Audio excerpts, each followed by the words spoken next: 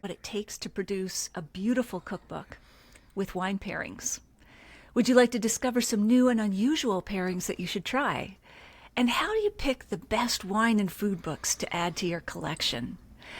Well, tonight you're going to get those stories and more with our guest, whom I'll introduce momentarily. If you're watching this video on the replay, please, in the comments, type the word replay.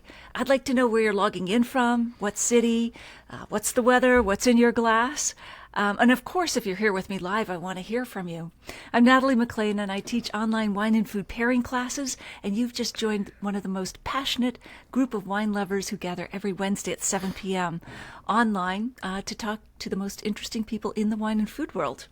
Now, I am live streaming this video for the first time, but it's on Instagram, Facebook, and YouTube, but it's based on a recorded conversation that I had for my podcast, Unreserved Wine Talk. I'll be jumping into the comments, though, with you here live. So get in there because I want to hear from you. What questions do you have? What stories do you enjoy? And I'll be responding in real time. All right. So before I introduce our guest, let me say that 3 of you are going to win a copy of her terrific book entitled Wine Time, 70 Recipes for Simple Bites That Pair Perfectly with Wine. All you have to do is email me at natalie@nataliemclean.com and let me know that you'd like to win a copy. I'll choose 3 people randomly from those who contact me. All right, back to our guest. Barabra Scott-Goodman is a cookbook author, food writer, and content creator, and an art director and designer of cookbooks, lifestyle books, food publications, videos, and websites. 2 of her many books have a strong wine pairing element to them, including the book I just mentioned, Wine Time, as well as Wine Bites, Simple Morsels That Pair Perfectly with Wine.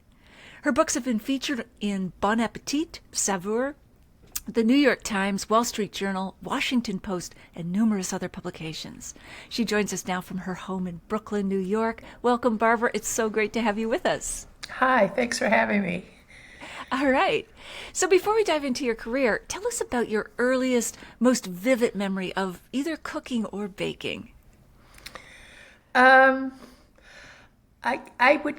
would guess it would be very early. I started cooking a lot when I was freelancing because I had the time, and I would also, spend summers at the beach in Long Island in Montauk, New York, and I really enjoyed cooking there because it was I loved cooking seafood, and I loved summer food, and I really got into creating recipes. I was just kind of passionate about cooking for seasonal cooking, and I really enjoyed the summer. And I thought, I lived in a town where you could get fresh fish and lobster and clams and everything, and I started experimenting a lot, and because why not, Sure. So that was kind of what I was doing, and at the same time I was designing books, and I came to cookbooks as a designer, so I knew about publishing, and I knew about creating cookbooks, and I realized that if I wanted to actually ever produce my own cookbook, I would have to write down all my recipes. Yes. So did you have a favorite one from the seafood category? Yeah, I have a very favorite recipe, and it's soft shell crabs, and they it's a very short season, and when they're around, I cook them a lot. I also did a lot of lobster dishes and a lot of fresh seafood, fish fillets, And is there a secret ingredient that makes those soft crabs so good? Yes. Yes, it's a secret. No. Oh. No. Yeah, you really need to soak the crabs in buttermilk. And buttermilk and an egg, and give them a good soak for about an hour, and it breaks down the shell a little bit, and it's in it, and the also the flour and the cornmeal adhere to it better. Oh, that And sounds divine. Oh it's my gosh. they're really good. They cook very fast. And what wine So would you pair with those? I would go with I would go with a nice white. I would go with a nice chilled Pinot Grigio, or if I were feeling extravagant, a white Burgundy. Yeah, Nice buttery which I love, Chardonnay. but Yeah. or Chardonnay or something. Yes, yes. Yeah, Oh, terrific. yeah. So that's one of my. Those are one of my favorite. Those are kind of my favorite types of recipes. Awesome. And so do you lean more toward cooking than baking? Because I've heard it described as you have to have two different personalities to be like they even talk about Yeah. being a bit obsessive when it comes to baking. Do you lean one way or the other?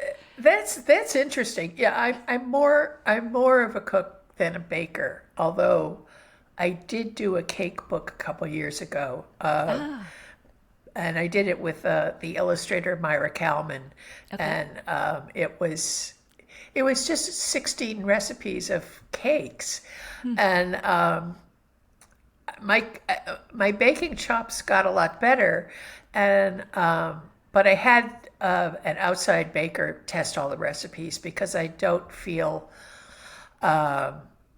totally confident about baking. And some people do. Some people are very, very good at it and aren't intimidated. And the thing about baking, you have to follow the rules. Right. There's not a lot of improvisation. Yeah. And I think some people have a more innate feel for it than cooks do. I wouldn't say one. I would call them two different ways of thinking about food. Right. You I know, remember I tried to bake a cake once and yeah. mistook baking powder for baking soda, or Oh yeah. maybe it was the other way around. Yeah, yeah. And that was kind of my first and last cake, and then I started buying cakes. Oh, there's always room for disaster. Things can go really wrong. Did you ever things- have a baking disaster? Oh yeah. I did that baking soda instead of baking powder, and it really makes a difference. You have to pay attention. You can't put it on the stove and walk away, Right. like you can with soup or some. You have to really be minding the store. So.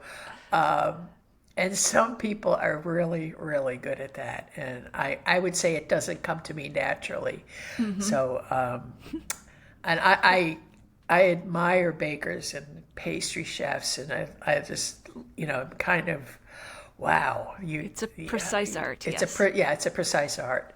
And, So do you have a most memorable wine moment? Or wine? I, it was quite a few years ago. We were traveling in Italy with our kids, and they were young, and traveling with kids is a challenge. And we were in Venice, and we were tired. We were just tired. We had been to museums. We just didn't know where to eat or what to do, and we ended up going into a funny little restaurant, which was run by women, and they brought out the most extraordinary plate of linguine and clam sauce. And one of my daughters said, started to speak to them in Italian because she was taking it in school, and we were royalty then, and I'll get to the one. And they brought this most wonderful, I think it was suave. It was something A zesty regional. white? Yeah, with a linguine and clam sauce. I'm like, I think this is the best glass of wine I've ever had. Oh, that sounds right out of a book from MFK Fisher. It was the situation, the emotions. It was the situation, and I still remember it very clearly. And it was really the most delicious linguine and clam sauce ever. So, That's yeah, fabulous. and the wine was great too. I'll bet. Oh, yeah. what a great pairing too. Yeah. So when was the moment you realized you wanted to be a writer? Now I know you came into it as a designer, but what about the writing aspect? When did you know you wanted to do that? Well, I wanted to do my own book, and I knew that to do my own book, I'd have to do all the parts, because I also had a very clear idea of how I wanted my book to look. So I I think it was from being around a lot of other food writers and cooks and book producers, and I learned a lot that from other people, and not it was it was really my book education, and I thought I think I could do this, and I just really, and I think it was from working on so many other people's books that I sort of absorbed what they were doing, and I wanted my cookbooks to be very clear. I thought that sometimes cookbooks were they they kind of went off on what the end product was supposed to be, and there were a lot of books that I said I don't understand how we're going to get there in the instructions, and I wanted it to be like when somebody asks you for directions and you say, and you give them clues. You give them clues. You go, the gas station's going to be on the left, and then you'll know that you're in the right place. And I always liked those kinds of books and wanted to emulate that, where I don't know if this is making sense, but I wanted a cookbook that would be a guide, and I think one of the best writers at the time was Julia Child, because right, and she didn't even have photos. She didn't have photos, and you would read her recipes, and to this day you go, oh yeah, that makes sense. That makes sense. And there's some cookbooks. I'm gonna go out on a limb and say chef cookbooks that they assume that you know how to do all of this. You know how to do everything, that you know what every step is going to be. And I prefer to write, as a guide, a guide. It's sort of like, I'll show you how to do this. And I kind of think about if the reader's going to ask questions. That's why the baking book was very hard to do, because I was like, this doesn't come to me so easily. So I just try to be a good guide. Oh, that's excellent. And we'll dive deeper into what makes a good food or cookbook in a minute. But is there anything that stands out for you as kind of the worst moment of your career so far for writing or design? And we'll end with a happy story, but is there anything that comes to mind? Well, I've been lucky that I've always worked with really good people, and put good teams together, and worked for publishers who have a good team. It's not always the case, and especially I would say more getting into art direction and the way a book should look. You can clash with a lot of people who have very different ideas of the way things should look. And I did a book. It was a cookbook. It wasn't a wine book. And somebody redesigned the cover without showing me. Oops. And I didn't know about it till it was printed. And it's just... It's one of those things you'd rather forget, I'm sure. Yeah. Wow. And that happens. It's just difference of opinion. Yeah. And where everybody thinks they're the expert, even if they don't have training. Writing sure. can be like that too. It's like, sure. Everybody thinks they're an editor. Yeah. And there's also, we can get into book covers. Book covers are always a political landmine, because good way to put it. Yeah. So, but tell me why you think they're a political landmine. Is it just because everybody has strong, different opinions? Yes, Yeah. and you can think that what a good book cover is, and you'll get a million different ideas about what good book cover is. And you'll get the marketing people and the sales people involved who don't really, a lot of times, have the same taste as you have, but they know, they do know. And it's just like a friend of mine once said, a book cover is like a fire hydrant. Everybody has to leave their mark. That's diplomatic. And when you go to a bookstore and see a table full of cookbooks, I can tell. Oh, marketing decided this, or Really? oh, What gives you that hint? What's a marketing cover? that it's trying to please everyone.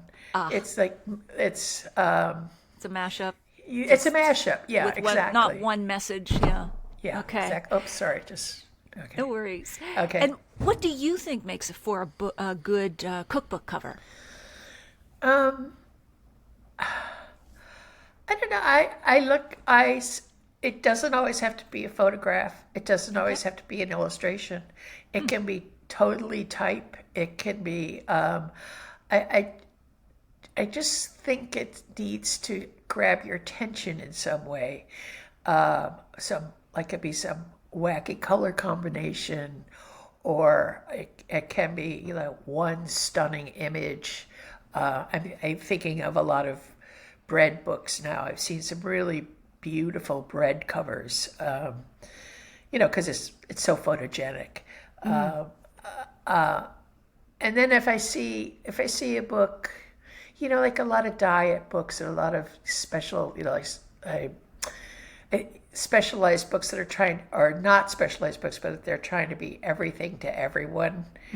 You can suss that out pretty much. Yeah. I think. Yeah. And now for your book, Wine Time, and we'll put a copy of the book, the cover, in the show notes for those who are Okay. listening to this. Yep. But tell us why you describe that cover design and why you went with it.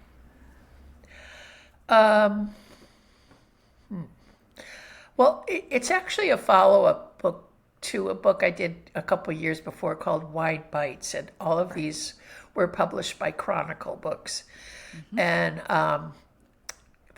Chronicle's based out of San Francisco. They've done some really wonderful books, and they're pretty design driven, and that's why I have liked working with them a lot. And the first book, Wine Bites, which I think I told you, I am not sure if that book is still in print. So It's still on Amazon, so we'll link to it. Okay, good. Yeah. That book did really well, and it was just kind of a big surprise to me and to Chronicle. It did. I don't know. It just kind of. It was at a time, I think, where people were getting away from doing big dinner parties and doing more complicated cooking, and it was more geared to people entertaining much more casually, and having people over for wine and making snacks. It's very snacky and app stuff, and it's also for people who don't want to be in the kitchen all night making a dinner party. Yeah. So I think the time was good, and a lot of wineries have bought that book and they sell it in wineries. And but the food part of it was very important because it was accessible food, things you can make, a lot of pantry items. And there are sections on cheese boards and charcuterie plates and all of that. So you could have a party and not cook, which I think Sounds ideal to me. Yeah, it's a lot of people love that, and there's nothing wrong with it at all. So that book did really well, and then they wanted to do a follow-up, so we did this follow-up, and it's kind of a continuation of Wine Bites. It's actually even a little more snacky. There's really easy things like roasted chickpeas and feta cheese spread, but all are very good with wine.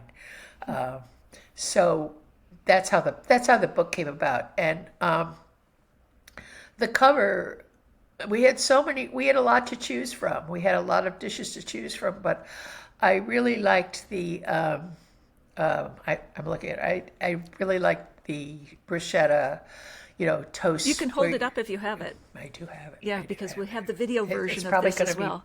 is this Yeah. backwards? No, it's the right way. Okay. Yeah. There you go. This is what you want to have with a glass of wine, is a toast Absolutely. with prosciutto or smoked salmon, or something really easy to put together, but really, really delicious.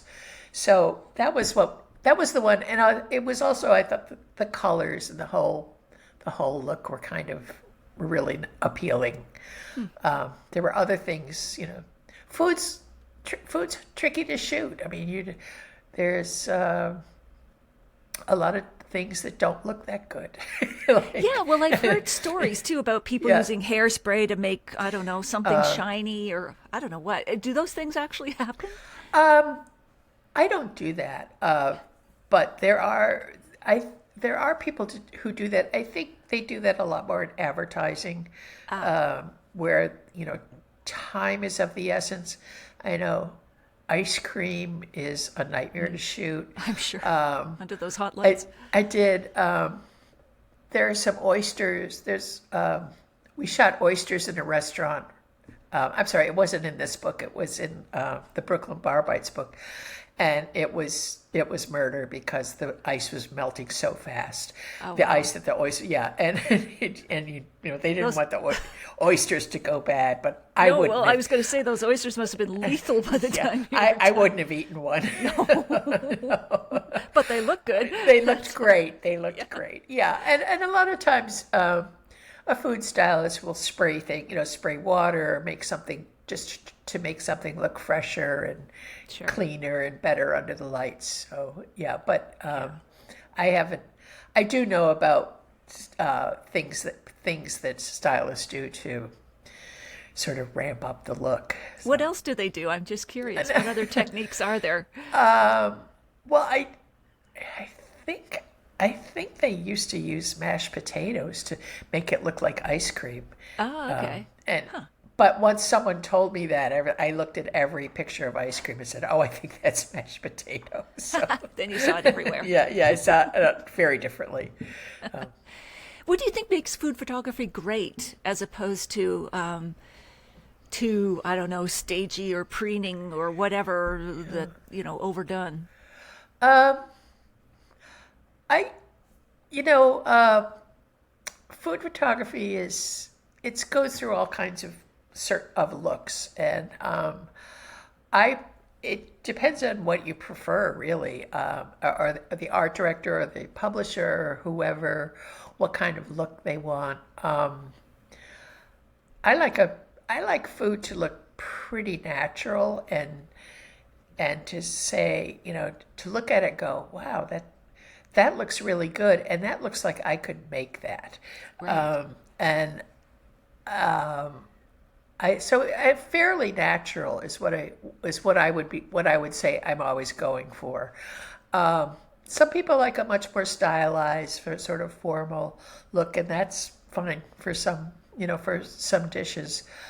The thing about food shots, people always say now, "Oh, can't you just shoot that on your phone?" And can't In the world of Instagram. in the world of Instagram, and I say not really. There's a lot behind the scenes. You need to have a good food stylist, a good prop stylist, and that sort of goes unmentioned because those people are professional and they know how food should look when it's photographed. They know how it's going to look through the camera, and that's a big difference as what it's going to look like, in real life. That you shoot it for. It's like, modeling. It's like people know how things are going to look on. I'm going to date myself here and say on film, but Sure. it's there's a difference. I say there's a big difference. Prop styling is people don't realize, but there are people who get paid to shop and go and find just the right linen, the right glass, the right cup, and it's very subtle. But you look at it, you go, "Wow, that photograph is so good," Yes. and it's because this team is thinking about it, and that's kind of the magic of food photography. Absolutely. Yeah. So while you were researching or writing the book Wine Time, was there anything you discovered that was surprising or, I don't know, an interesting tidbit that you remember or want to share? Well, I did a whole section on pickling, and because people people love pickles, and it Yes. turned out that you can pickle a lot of things, like pickled. I did pickled fennel and pickled green beans and onions and pickled cocktail onions. Is that different from brining? I'm not a No, it's cook, by kind the of the way. same. So, okay. It's actually called quick pickling, and it's just a Okay. mixture of vinegar and sugar and water.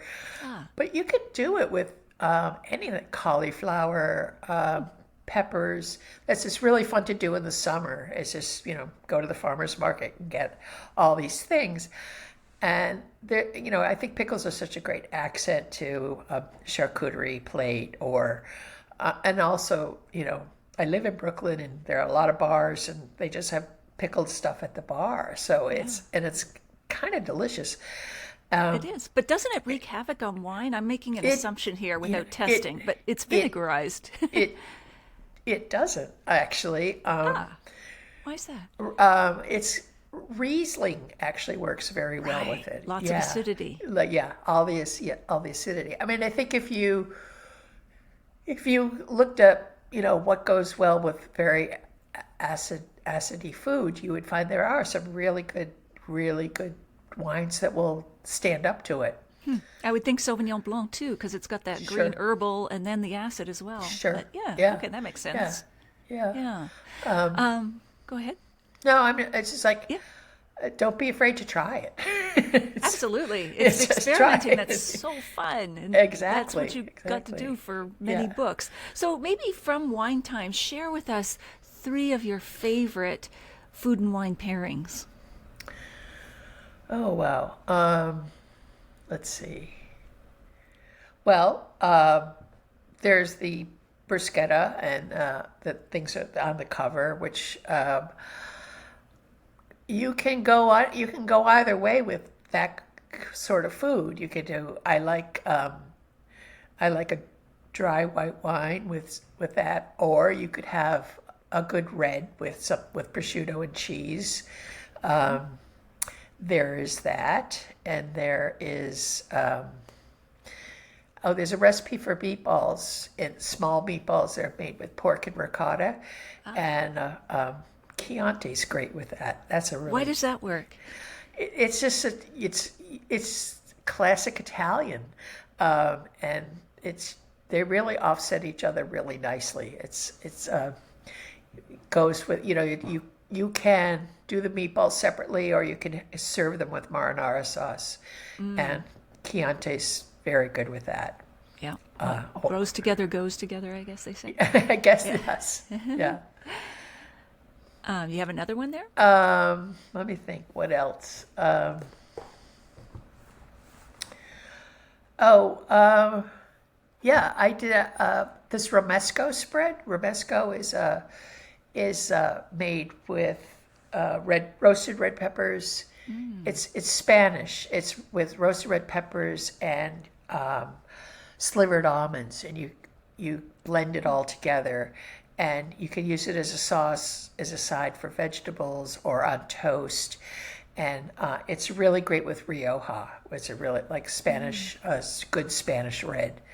And Spanish wines are getting really good these days. Oh, they are. Yeah, They're wonderful. And they're not yeah. too heavy, fruity, like No. sweet. They're like they've got that sort of almost dusty, which is Oh, and that's a good good word. acidity. Yeah, Yeah, I like it that's a good earthy, word. Yeah. dusty with a lot Yeah, of savory yeah, foods. yeah. Yeah. Yeah, they're good to pair. Yeah. Spanish wines really pair well with all that. But it's romesco sauce, and it's really wonderful. You can put it on anything. Wonderful. And I don't know if you have Wine Bites there with you or if you can remember any favorite pairings from that book. Um, Let me see. I do have it. This Okay, is. you want to hold that one up because I we have can this. see it? Yep. There we go. Yep. Okay, a little higher. A little higher. There we go. And Yeah. again, great. We'll put that in the Okay. show notes, the book cover and Okay. link. Yeah, great. Okay. Thank you.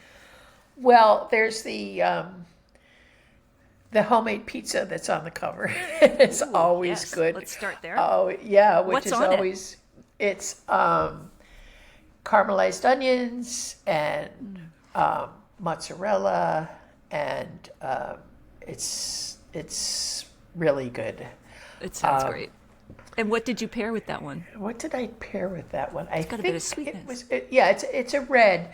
Okay. I think it's Pinot Noir. Oh, which yes. is really No good. Yeah. juicy cherry notes. And, Yeah, yeah, Yeah, that would yeah. be That was good. wonderful. And I also have a smoked salmon and caper spread that you could do for lunch or brunch or something, and I like that with cava. I'm a fan of Spanish cava. sparkling. Yeah. Yeah. I mean, you could make a mimosa if you wanted to, If you out insist. of that, if you insist. But I mean, I'm not a fan great. of brunch, so but cava, cava and smoked salmon spread is very good together. So That would be great. Is there one more Yeah. from Wine Bites that we would? I haven't looked at this book in so long. I know it's been a while. I know it's been a while. There's Roquefort cheese tarts, Roquefort cheese tartlets, blue and cheese. that's blue cheese, which is good with Zinfandel. Oh, So, yeah. yeah. Zinfandel has the alcoholic heft and depth of flavor to take on a blue cheese. Yeah. Exactly. Good. Yeah. Blue cheese is a tricky one to pair, but with it that is a good one. And if you did a third book or a new edition of either, is there something you would change, add, a new direction you would take? Wow, that's a good question. I think I would do more. I'd like to do a great mix of stuff. I like kind of the high-low of things like in today's New York Times. There's an article, the wine article is about fried chicken and champagne. Oh, yeah. Classic shabby chic. Yeah. Like yeah. putting rhinestones on jeans. Exactly. So I would like to go in that direction because, some people don't want to spend a ton of money on wine or can't spend a ton of money on wine, but they still want to eat well and drink well. So, or, once in a while you splurge and you have some really great Cabernet or something with steak. Something There's, simple. Yeah. Simple. But I like the high-low idea. That's a great idea. Yeah. I like that. I hope you'll do a third book. I hope so too. We've covered some of the areas I wanted to ask you about naturally.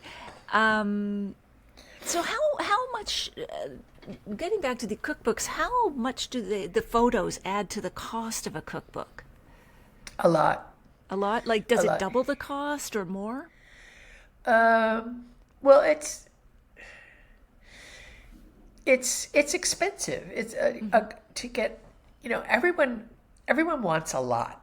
I want, like people say, I want this really big, beautiful book, and I want big, colorful bleed pictures, and I want all these things. And then I go, well, or production person could say, okay, well, this is what it's going to cost, and it just floors people. But it is expensive because it's a lot of time. Photographers usually charge by the day. Stylists charge by the day. So it is expensive. So the book's going to cost more. I mean, there's just no way around it. I did a book last year with a publisher called Game Nights. It was about snacks for when you have like poker night or Great you idea. have people over for like what to have for the mahjong group or the book club, and they wanted, lots of pictures, and it was unaffordable for what they wanted to, what their P&L came to. So we did illustrations, and it came out great. It was great, but food photography is very expensive, Yeah. and there's not a lot of room for mistakes. No, it's true. Yeah. Absolutely. And conversely, sometimes we see restaurant menus with pictures of the food, on the menu, and we think that's really lowbrow. But what's your opinion of that? Is it helpful? Is it just situational, contextual? Do you think fancy restaurants should be doing it? I don't think so. Most people when they go out to dinner now look at the website of the restaurant, and there are a lot of websites with good photos on, and that can be the selling point. I don't think that pictures on a menu would really make any difference. Right. Would be, I don't think it's necessary. Also, dishes change, stuff changes, so you'd have to keep photographing and keep redesigning the menu. So Right, that'd be expensive. I think that would be kind of, I don't know. I love to read. I love to read descriptions of dishes on a menu. Like, I try to. Yeah, you know what? Then it would be great to have a picture, maybe, or you could say, "Can I just go in the kitchen and look at that?" It'll just be a minute. Yeah, before I decide. That's great. So, in addition to your own wonderful books, what are your 3 favorite cookbooks of all time?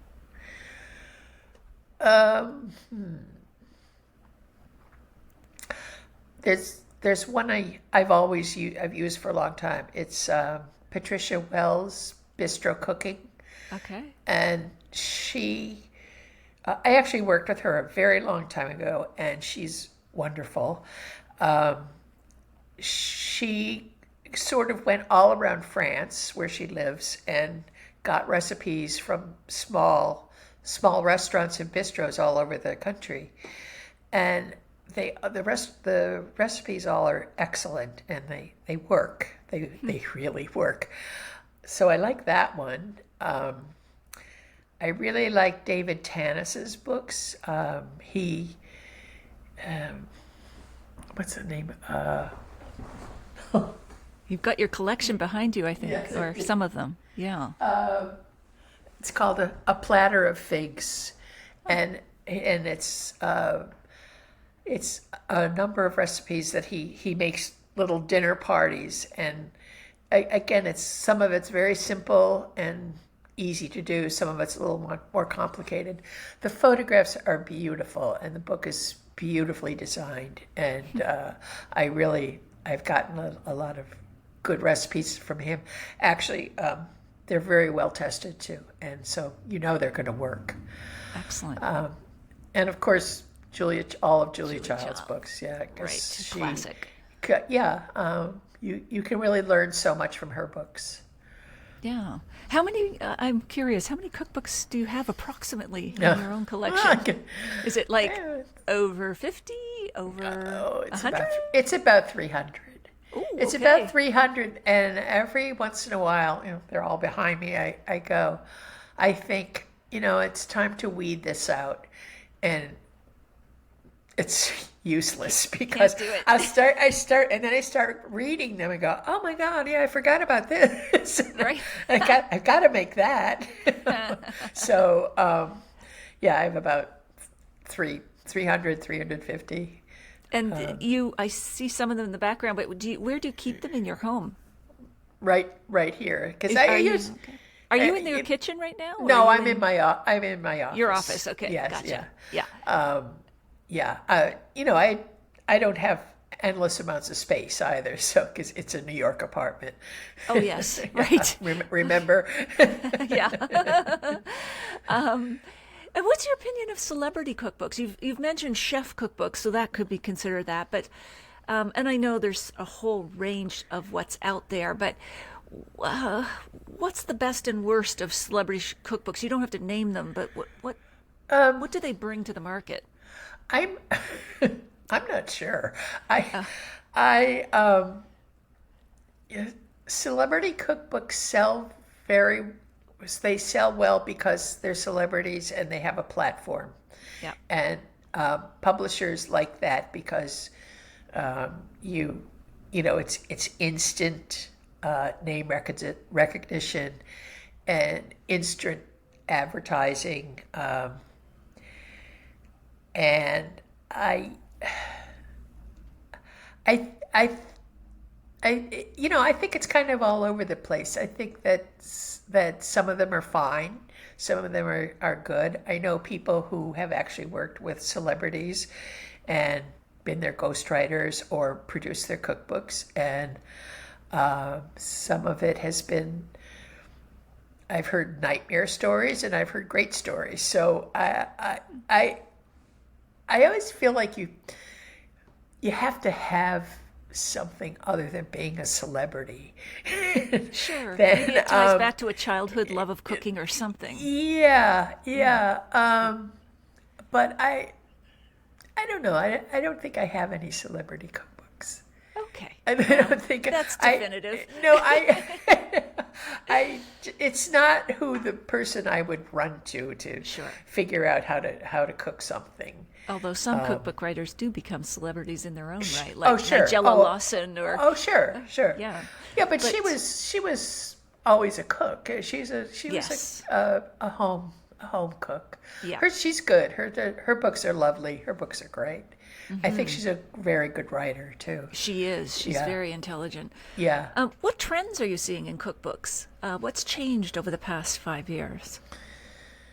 Well, the market's gotten much tougher. It's when I came into it, it was pretty open. It's sort of like, well, it was like a lot of people could bring their own ideas to the table, so to speak.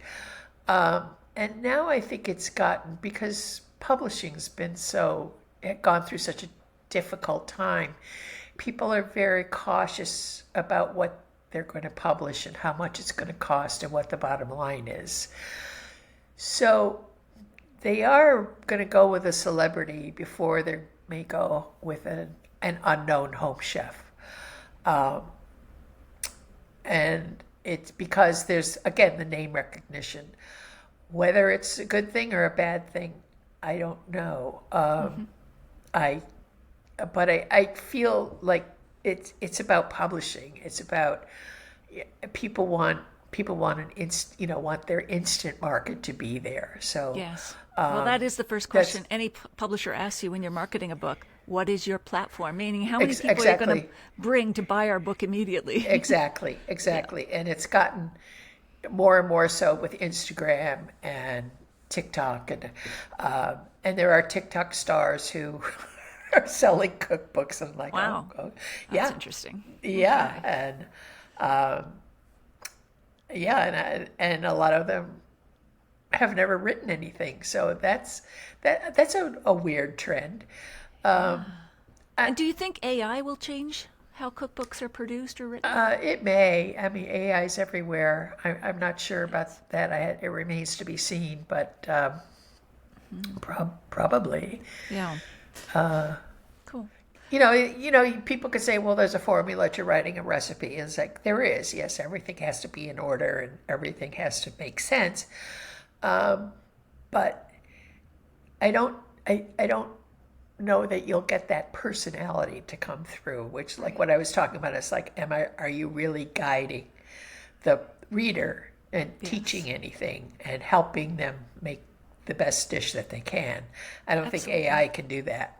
No, I think AI has zero personality, actually. Sure. And some of my favorite, like I don't read a lot of cookbooks, but some that I've read through, my favorites have a memoir element to them or a narrative, which is lovely, in addition to being clear and creative in combinations of ingredients. Yeah, so AI really fails miserably. I should say artificial intelligence, for anyone not familiar, but fails miserably at those aspects of human creativity.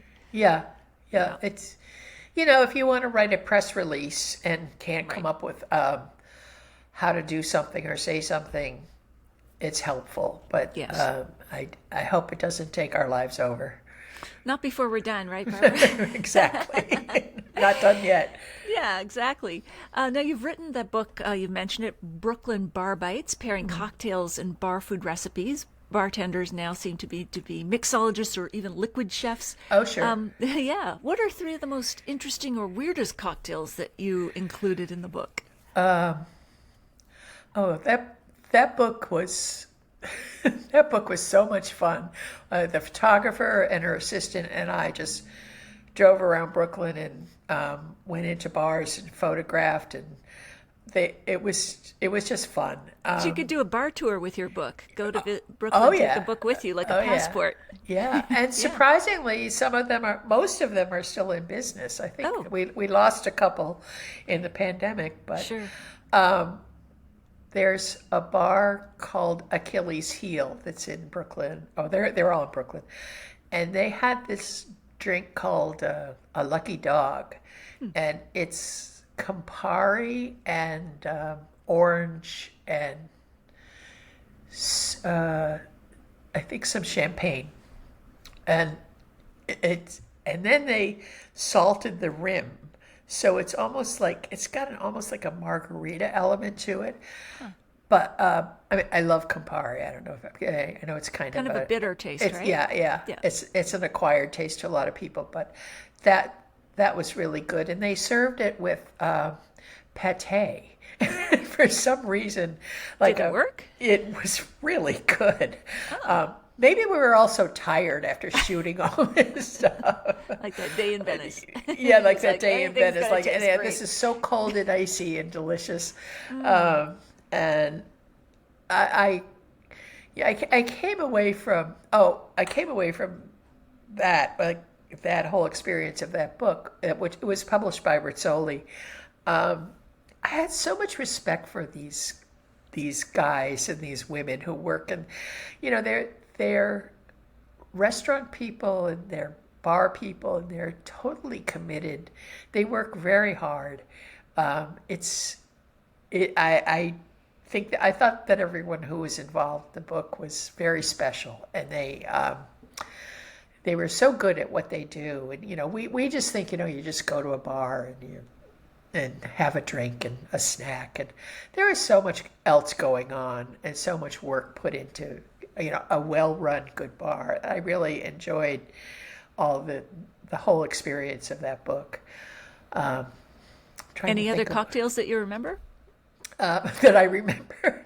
Sorry. No, it was there's a bar on a bar called the Long Island Bar, which was it was actually around in the 40s and 50s, and then it was abandoned.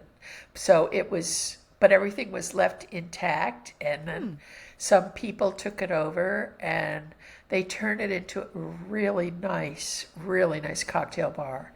And they have a drink which is not a new drink, it says a Boulevardier, and I think it's bourbon based, and that was really delicious. And